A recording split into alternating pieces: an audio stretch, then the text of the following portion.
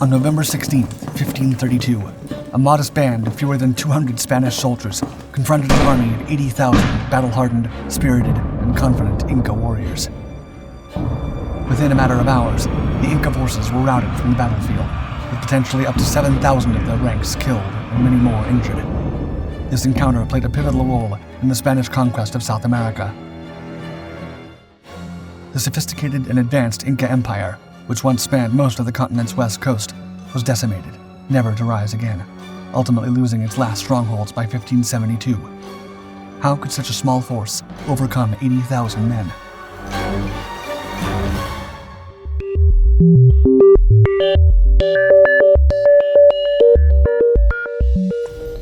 Empires collide, the path to Cajamarca. The colonization of what is now South America began over 10,000 years ago. The first settlers came from the west, journeying from locations such as the Bering Straits, Alaska, and Siberia. By the early 16th century, when the Spanish began exploring the New World, several advanced civilizations, including the Aztecs and the Incas, had already been established and flourished. In 1492, Christopher Columbus embarked on the first of his 4 voyages across the Atlantic. While he did not find a route to Asia, he unveiled the New World. Following Columbus's revelations, other explorers set sail, driven by the promise of treasure and glory. In 1510, Vasco de Balboa established Santa Maria in present-day Panama. Venturing westward overland, de Balboa discovered the Pacific Ocean and claimed the coastline for Spain. Subsequent expeditions ventured further, moving into Aztec territories to the north and Inca domains to the south in Peru. These journeys were fraught with challenges. Unpredictable weather, hostile indigenous groups, and inconsistent food supplies led to numerous setbacks. However, the allure of gold and silver from these civilizations, often perceived as primitive, kept the explorers motivated.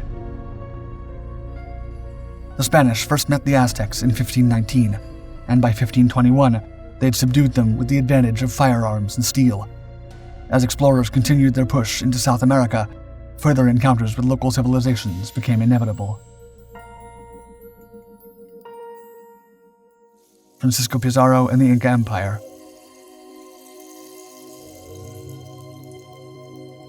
One of these explorers was Francisco Pizarro. Born in 1475, he first journeyed to the New World in 1502, reaching Haiti, then known as Hispaniola. Pizarro then undertook several more expeditions, one of which involved leading 300 settlers to Colombia in 1508. However, by 1510, he found himself returning to Colombia to rescue the remaining 100 survivors. At this time, tales of the immense riches recovered from the fall of the Aztec Empire began to inspire many adventurers, and Pizarro was no exception. He served as the mayor of Panama for a time, amassing considerable wealth in the process. This wealth enabled him to finance his own expeditions along the South Pacific coast. His initial expedition in 1524 was unsuccessful, but he managed to reach Colombia. A subsequent attempt in 1526 took him as far as Peru, where he learned of the Inca Empire and its treasures. In 1530, with the endorsement of King Charles V of Spain, Pizarro geared up for another exploration. Awaiting Pizarro was the Inca Empire, born out of the Peruvian highlands in the 13th century. By the late 1520s, its dominion extended down the western coast into present-day Chile, governing millions of people. Boasting an extensive administrative system and road network, the Incas were master stoneworkers, creating precise and grand structures. They also crafted intricate textiles and garments.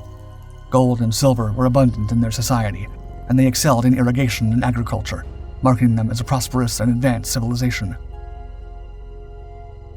However, like many empires, the Incas faced internal strife.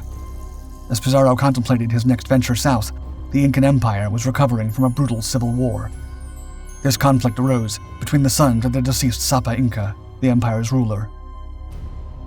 Atahualpa had recently triumphed over his brother, Huascar, and taken his life. Now, as the reigning Sapa Inca, Atahualpa was consolidating his forces, amassing an army of 80,000 men near the town of Cajamarca. The forces, technology versus size. In early 1531, Pizarro embarked on his next expedition. accompanied by his brothers. His force was equipped with steel swords, armor, and gunpowder weapons, including small cannons and arquebuses, early shoulder-fired muskets. The group comprised roughly 170 soldiers, among them 30 to 40 cavalrymen, with 4 cannons at their disposal. Atahualpa was informed of their approach and permitted their advance as they ventured deep into Inca territory. While he had heard of the Spanish, he may have received incomplete or misguided information about them. Given his army of 80,000, it's understandable that he might not have perceived the Spanish as a significant threat, and he likely lacked knowledge about their advanced weaponry and equipment.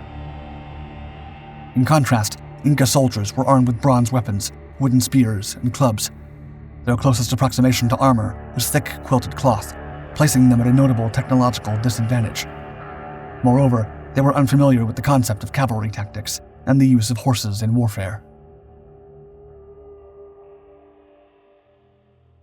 Pizaros Gamble. Pizarro and Atahualpa made initial contact through couriers and messengers. After mutual courtesies, they agreed that Pizarro would await Atahualpa's arrival in Cajamarca for a discussion. As the Spanish approached the town, they were struck by the sight of Atahualpa's vast tented army encampment. It was a terrifying and awe-inspiring sight. Even Pizarro must have wavered in such a scene, but his options were limited. To withdraw would have shown weakness and invited attack. Once in Cajamarca, the Spanish set up guards, and few likely found sleep that night. On November 16th, communication between the two sides continued, and the Inca army would descend into position on the plain outside Cajamarca. Considering the town's usual population of around 2,000, most of whom had departed, it was impractical to expect the entire army to fit within its confines. Instead, Atahualpa would enter with only a few thousand of his courtiers in attendance. Pizarro made hasty but devious preparations for Atahualpa's visit. It seems clear that he was planning a surprise attack. The town's plaza, surrounded by large stone structures, had a central building where the leaders were to meet. Pizarro discreetly positioned his men, some hidden within the buildings, with cavalry concealed in alleyways and cannons aimed at the plaza. The word Santiago was set as the attack signal, with Atahualpa as the primary target. The Battle of Cajamarca. The large Incan entourage duly arrived and made its way to the plaza, courtiers bearing Atahualpa on a large elaborate litter. It seems that the Incas did not suspect anything untoward.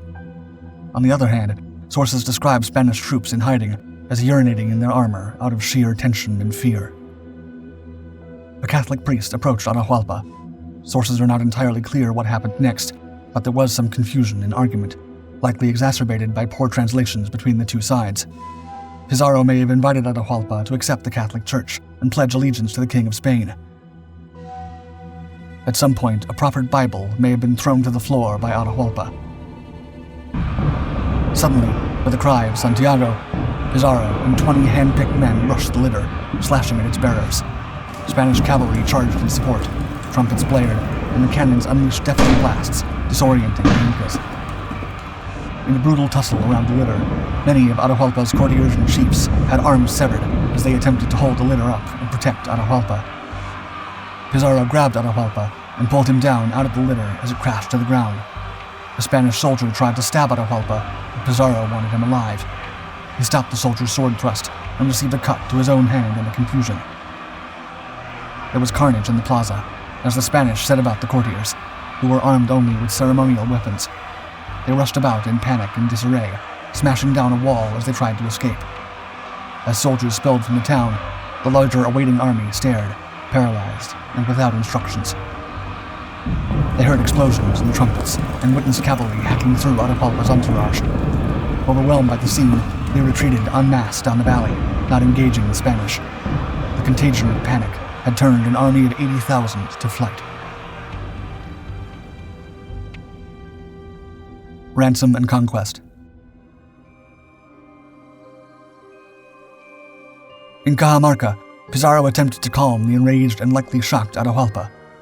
While Atahualpa initially survived the ordeal and was even permitted to retain some of his official roles, his fate was already sealed. Pizarro demanded a ransom, which was famously met with a room filled with gold, Once the ransom was delivered, Atahualpa's utility to Pizarro diminished. Pizarro then orchestrated a sham trial, levying fabricated charges against Atahualpa, leading to his execution. He took Atahualpa's wife for his mistress, a final insult. Was Cajamarca a battle, a premeditated massacre, or a diplomatic encounter that took a tragic turn? Pizarro's ultimate intention seems clear. Regrettably, few Inca records remain, a common consequence when an empire is obliterated. The Spanish campaigns against the Aztecs and Incas were swift and ruthless, driven by an insatiable desire for conquest, wealth, and prestige. The superior tactics, weapons, and armor of the Spanish undoubtedly provided them with a significant military advantage. However, Atahualpa's underestimation of the situation, leading him into a trap despite his vast entourage, was also pivotal. The events at Cajamarca would mark a stark and sudden shift in the balance of power, favoring the aggressive empire-building Europeans over the indigenous populations. The remnants of the Inca Empire limped on until the 1570s, but then disappeared, submerged under Spanish military might.